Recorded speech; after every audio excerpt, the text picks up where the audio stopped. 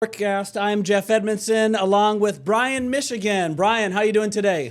We're doing good. Another day tracking Tropical Storm Erin. Yes, another day tracking the tropics, tracking Erin. Not too many changes with Erin here in the last 24 hours. Not a ton. I think the one thing that we definitely are noticing, though, is how much of a role dry air has been playing in the storm so far. Yep. Not only dry air, but also it's now starting to move into the portions of the tropical Atlantic where the real warm water is.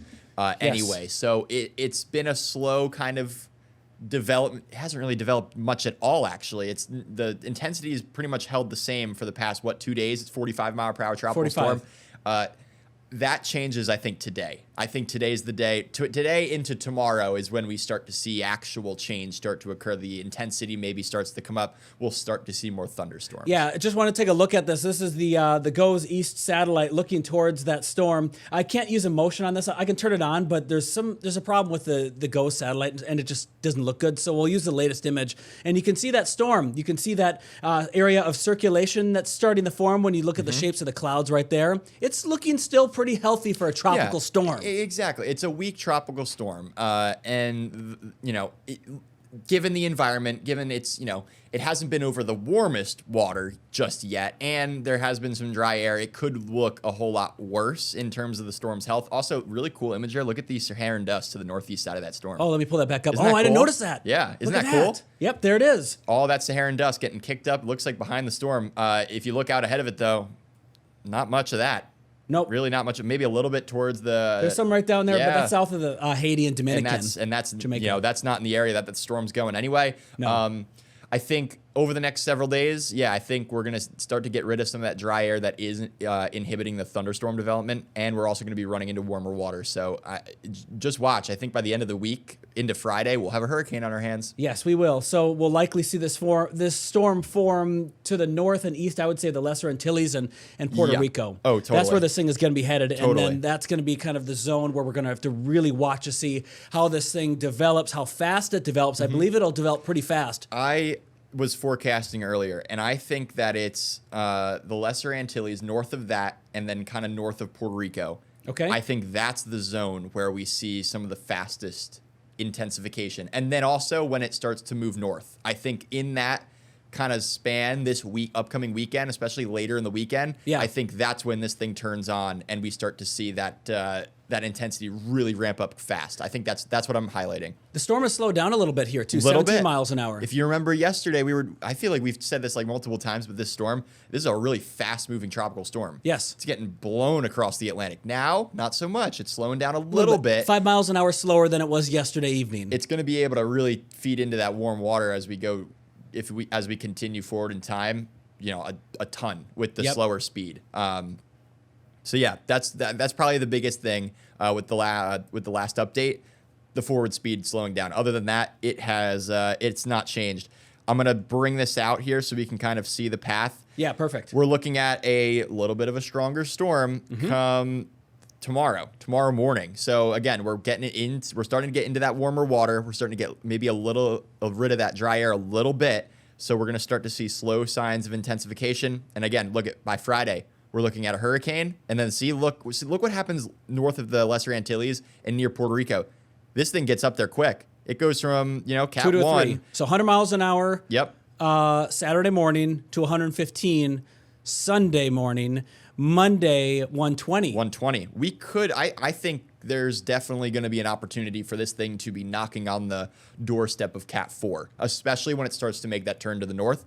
The water around that area of the Atlantic, especially, north of Puerto Rico, northwest, where that turn starts to occur, super warm. About 87 degrees, last I saw. Upper 80s. Yeah, Fahrenheit. Yeah, so it's very warm water that's in that area. And remember, for a hurricane development or tropical storm development, you want that 80-degree water or 80-plus degree water to be at least 50 meters deep. Yeah, you need the depth of it because you're turning it up. The storms are upwelling because the wave action is so intense with these hurricanes. You're upwelling cool water from the depths of the ocean and bringing it to the surface.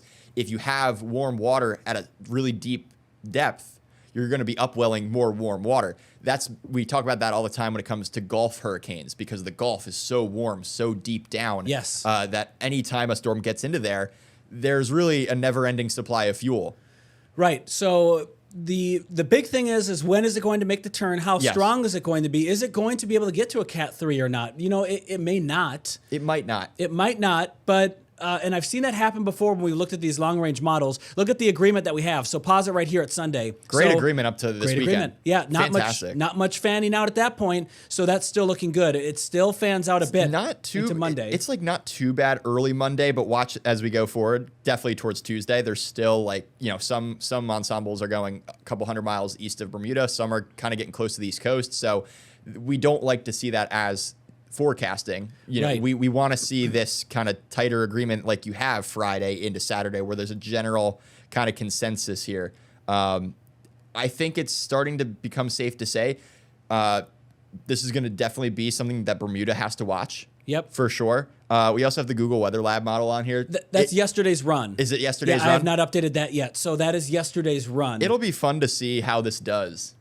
How it does through the course of the hurricane season with some of these bigger storms. You could say, I mean, the last run kind of right on par. Let me pull that up here. I have the website up already, so let me pull that up so we can take a look at the Weather Lab run. So this is Google's Weather Lab. This is their DeepMind weather model that they have, and you can see it's actually a little more west. It is more west than and the last run. There's even some ensemble members, or I don't know if you can call them ensemble members, but some of their model runs that are pushing it more west back to the U.S. all of a sudden. Yeah. So it's gotten a little bit less consistent in the last 12 hours. It looks like the I'm going to pull up the GFS and the Euro here. It looks like the Weather Lab runs want to favor the Euro. The Euro has been over the past few runs now, maybe a little bit more west of Bermuda than the GFS. The GFS has been pretty consistent on pretty much taking this thing near or just east of Bermuda. It looks like it's kind of following in a similar path here that the Euro is. Yeah, on the right here, it's a little bit cut off. Let's see if I can bring that full screen. That's actually that's a pretty decent shift west. Yeah. From the last Weather Lab runs to this one. So we're seeing that this thing is generally peaking, I would say, almost Cat 4 and some Strong of the Cat some 3, of the strong least. models. Yeah, strong Cat 3. So which is on par with what we're seeing with the cone and really the other long range models too. That at least major hurricane strength is looking pretty likely at this point. Yes, at some point in that northward turn. Yeah, Category 3 or stronger is a major hurricane. So we're seeing that for really that time from when it makes a turn north of Puerto Rico, and then all the way till about gets to Bermuda, essentially, in terms of latitude, when it starts to go back to a 2. So that's a long time we have a Category 3 storm that's sending waves our direction and a huge swell our direction. So there could be some big problems with beach erosion for the Outer Banks. I think NC12 overwash. That's going to be a given with a storm of this size and strength. Yeah, that'll be a given. This will be, all the surfers are getting really stoked. This will be a swell where if you're a beginner surfer, you want to stay out of the water for this one. Nope, this isn't your swell, and you have to know your limits. You have to know your limits with this because it can look really cool on social media, seeing guys getting barreled and doing all these crazy maneuvers on big waves.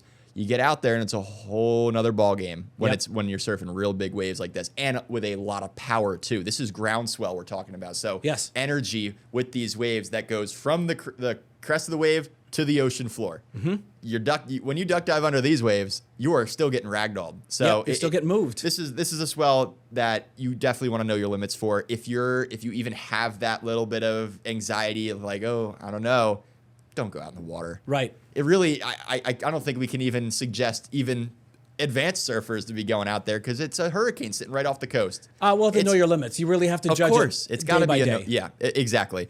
Swell starts to fill in probably Monday, but maybe Tuesday. Late looks more like Tuesday now. And then Wednesday, as of yesterday and today, really Wednesday's been the peak of the swell, and it looks like that'll hold. Yep. If you have any questions, we're streaming on Facebook Live right now. We see we have a good group of people in here. Sarah's asking a question. Are we in the clear in VB wind-wise since it's going out to sea? I think we're in a better chance of it staying offshore. It's still so far out, though, that we're going to have to keep watch of it because you just looked at the Google Weather Lab AI models. That took a shift to the west, and the Euro is a little slightly west than the GFS. I'll pull that up here.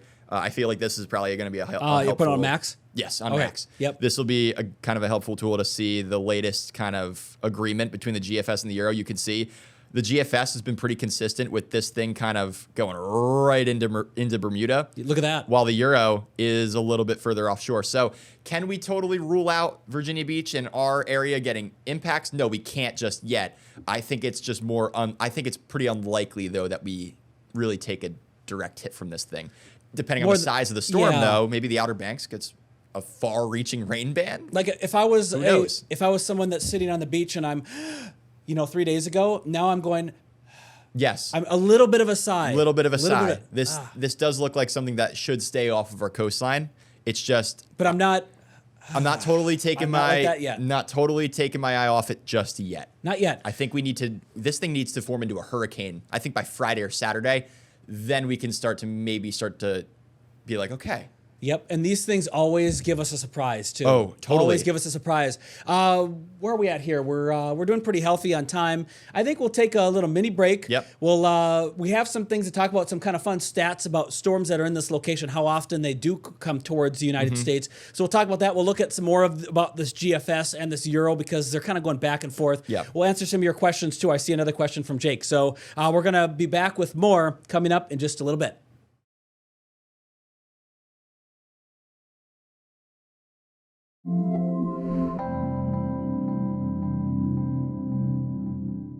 How do you like that animation coming back from break? Isn't that cool? I like the noise. I like the sound. That calm anybody else. I wanted to take a little nap there. Can I play it one more time? Do it. Okay, let's play it one more time. Let's do.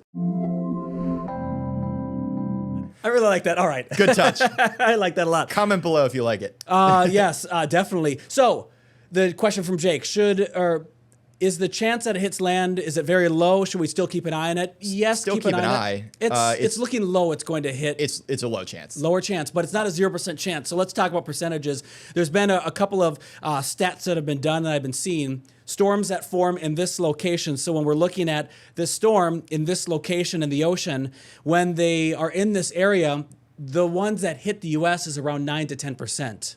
And the rest of them stay out to sea. Pretty low. So it's a lower chance. The ones that have hit the U.S. have been notable storms like Irma and Irene. Right? Did Irene? Irma did, and there's another one too. I'm blanking right now. But regardless, and this is just in the last 20 years, there's been at least 2 of them. So it's not a no chance. It's a low chance. That they would form in that area. I meant to mention that other one, but I'm totally blanking on the name of the storm. But it's not a big importance. We know it's just 9 to 10%. Yeah. So it's something still to think about. I think kind of going back to what you said about earlier before the break, we can't take our foot off the gas on this thing quite yet when it comes to looking at it. We definitely want to keep watch because it's still a very weak tropical storm. Yes. A lot of changes can happen as it intensifies. Yes, and that's going to happen soon. And especially since we don't know what the exact steering pattern is going to be, how much is dry air going to influence this thing, which we can kind of dive into. The water vapor imagery kind of shows here as we go forward in time. Watches these blue colors here. These blue colors kind of representing just the drier air. As we go forward, that kind of starts to break down once we get into the weekend.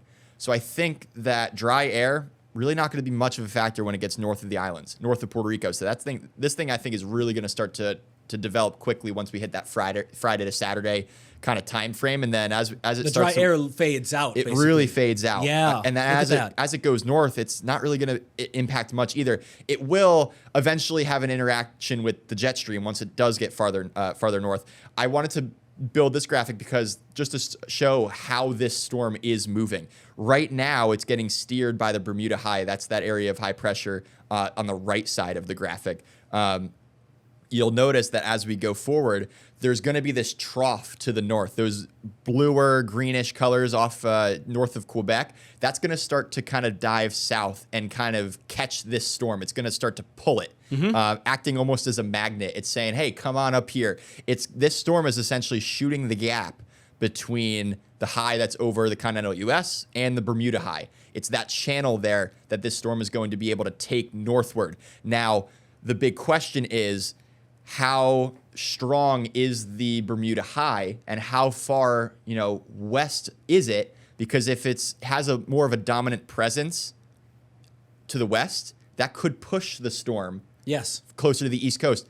With the storm being so strong, though, I don't know if it will really be able to do that. I think the storm's going to shoot north and kind of create its own environment with it being that strong. If it's a weaker storm, though, then we can start to talk about maybe a potential push towards the East Coast, because if the high is stronger, has a more dominant presence than the storm, the high is going to act as the bully in this example. Right. Think of it like this. If you're pulling up to a stoplight and there's 3 lanes at the stoplight to all go straight. The left lane is jammed with cars. The right lane is jammed with cars. In the middle, not too bad. There's one car, and then it's just you. You're next. You're probably going to sneak towards that one. The path of least resistance. Yes, you're probably going to go towards that one, unless you got to make that exit or something. But think of high pressure in this case as the lanes with a lot of cars. Yes. You don't want to go through those lanes, or else it's too slow.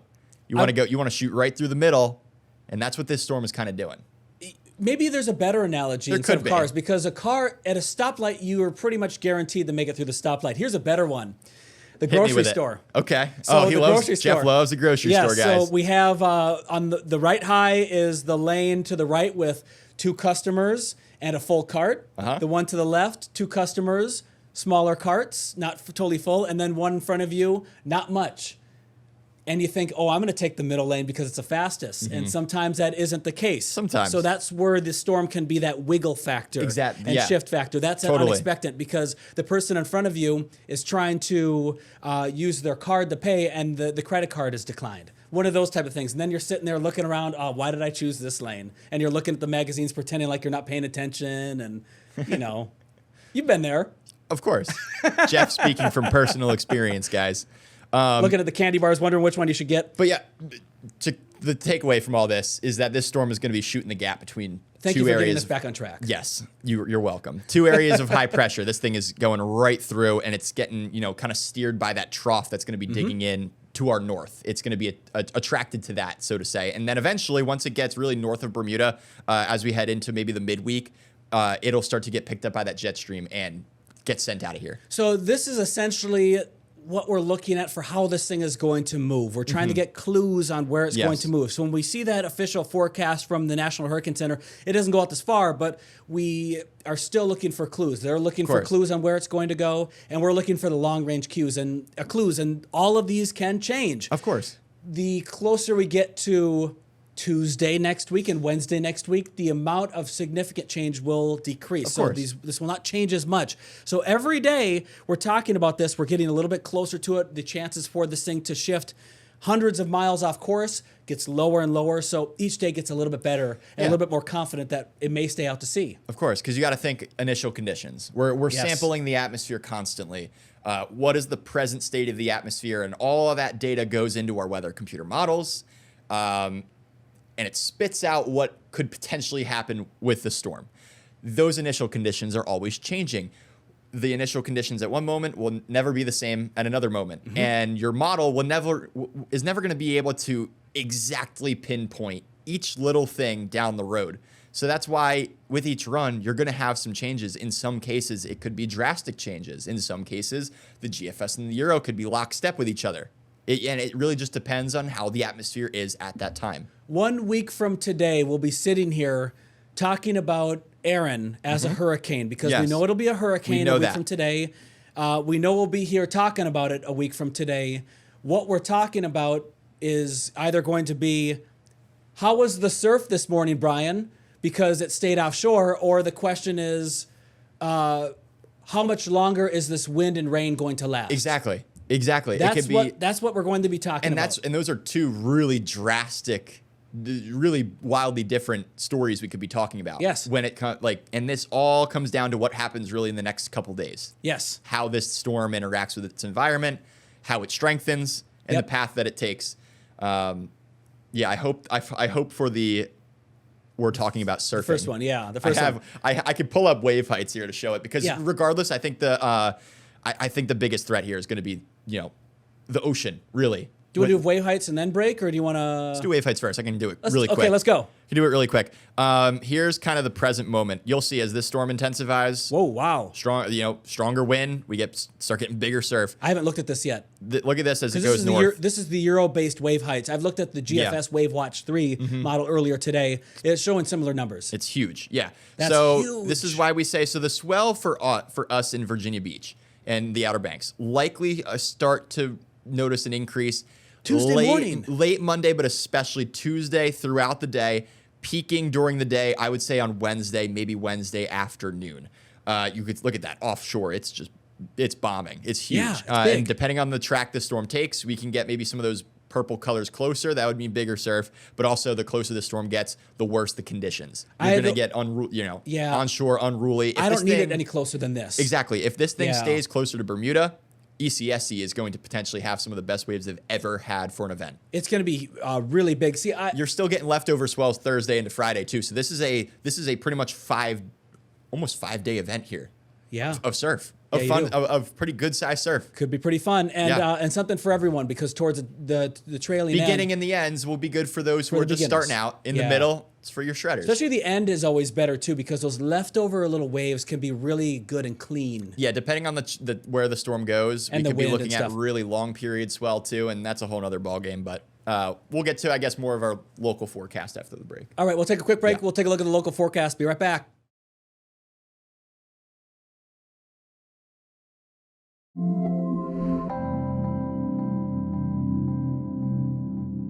All right, welcome back, everyone. We're going to take a look at the latest conditions for our weather tonight. Brian?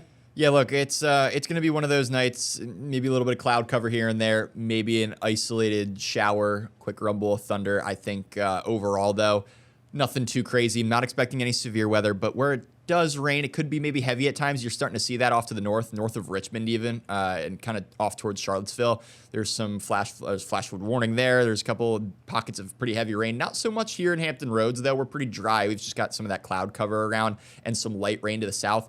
I think I don't think there's going to be much. It's going to be pretty spotty overnight tonight. Yeah. But as we go really into the day tomorrow, I think tomorrow potentially we could see more scattered activity, kind of similar to what we're kind of dealing with today. But again, it's so humid. So humid out there. It's going to be heavy rain. Where those cells Yes. set up, it's going to be heavy rain. The atmosphere is saturated. It has plenty of water in it right now. So we'll see some scattered downpours going into tonight.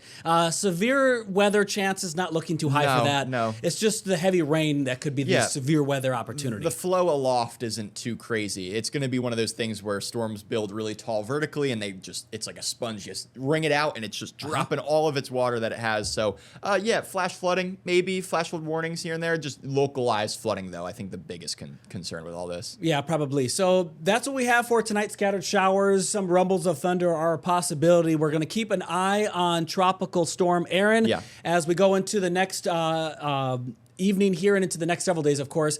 So tune in to our newscasts. Brian, Michigan will be on at 4 o'clock. We'll have our weather updates from the National Hurricane Center coming up at 5. We'll have updates also at 5:36, 6:30, and 10 and 11. So before we end, because there's about 40 so seconds left, I'm just going to leave you with this mesmerizing view from the GOES East satellite. This is from the loop of the day as we look at Tropical Storm Erin in the Atlantic Ocean right now. It is heading to the west at 17 miles an hour. Tropical storm, 45-mile-an-hour winds. We'll see you for another one of these on Beyond the Forecast.